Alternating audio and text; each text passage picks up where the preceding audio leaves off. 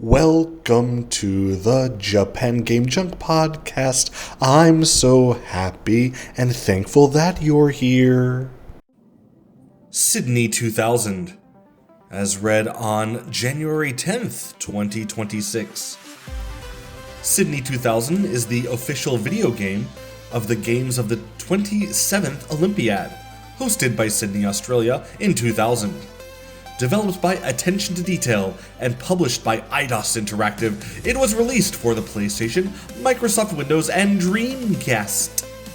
There were versions developed for the Nintendo 64 and Game Boy Color, but both versions were cancelled.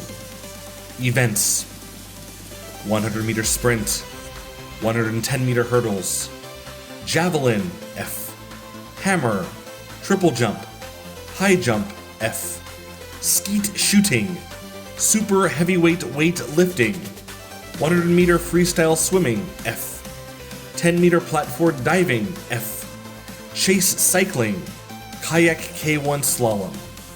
Playable nations: up to 32 countries were available to be played on the game.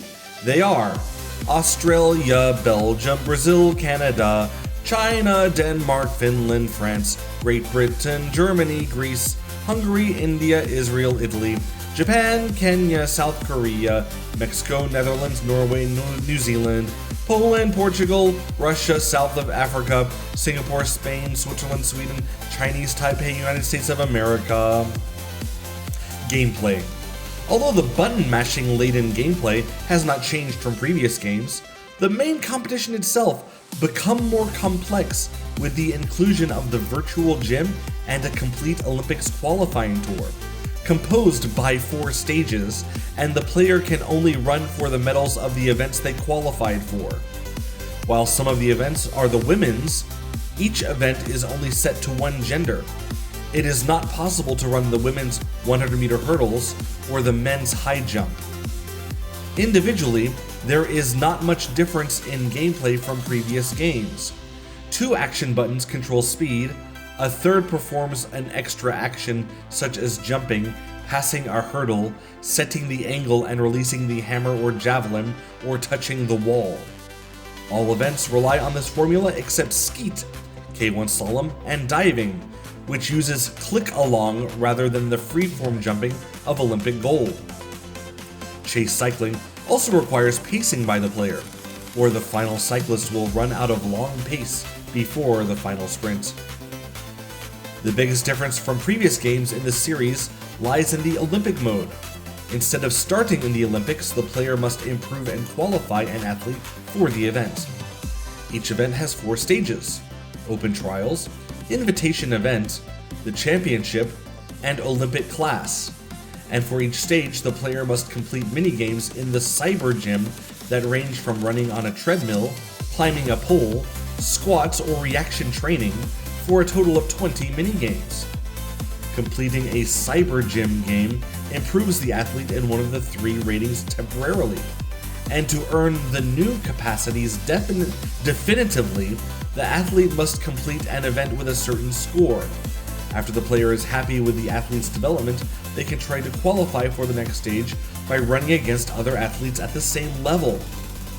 Although it is possible to compete in the Olympics as soon as the athlete reaches the Olympic class, to get a perfect athlete with 100% on all ratings, one must complete all mini-games, including those on Olympic class. As the game relies mostly on athletes' ratings, even players with lower button presses per minute can make world record times without serious effort as long as they passed all the mini-games. Other modes include an arcade mode, training, and head-to-head, where 2 players can compete with their Olympic mode trained athletes.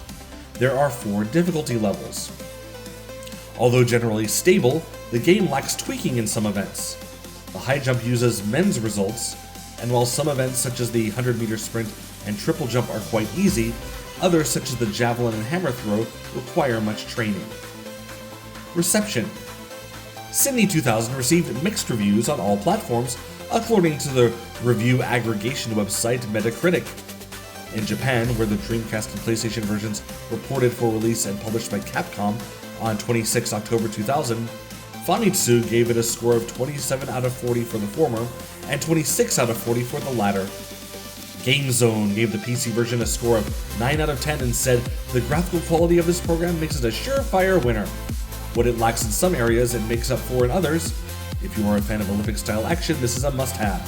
However, Computer Games Strategy Plus gave it 1.5 stars out of 5 and said that it was a prime example of a game that should have stayed where it belonged, on the consoles, and that the game simply isn't much fun most of the time. It isn't any fun at all. It feels more like work than a good game, than a good time, and that's never a good recipe for success. Edge gave the Dreamcast and PC versions each a score of 7 out of 10, saying that the game was as faithful an exponent of the key-bashing dynamic as any of Decathlon's distant children.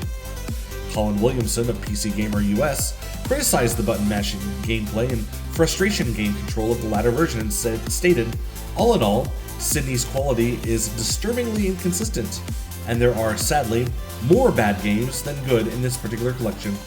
If you want to recreate the Olympic experience, break into the local high school track and run a few laps, or hop onto the Lazy Boy with a big tub of popcorn and leave it to the professionals." Kevin Rice of Next Gen called the former version a weekend rental at best. It's somewhat amusing to relive childhood memories of the local arcade, but the game's lack of depth and repetitive game mechanics grow old quickly. Cheat Monkey of GamePro said of the PlayStation version, "If you're hankering for some Olympic competition and want to go beyond the standard track of field events, Sydney 2000 is a decent pick. It's not a gold medal winner, but it finishes the PlayStation Invitational with a bronze." He then said of the Dreamcast version, "Overall, Sydney 2000 for the Dreamcast is a better game than the PlayStation version in more ways than one, but it still held to a bronze medal finish in the sports games category. If you've got Olympic fever, Sydney 2000 will carry the torch for you, but only so far." Brian Wright, however, said of the PC version, "It seems that as long as computers continue to exist, companies will continue to release Decathlon-style games. The button-mashing game mechanics may appeal to novice gamers or those on a nostalgia kick, but the familiar and repetitive gameplay means that Sydney 2000 doesn't get the gold."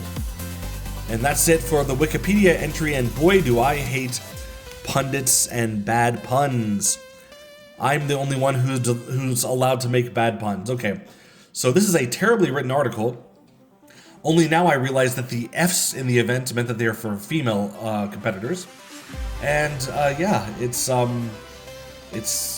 really weird write-up on a really not great game. But you can watch me try to play it.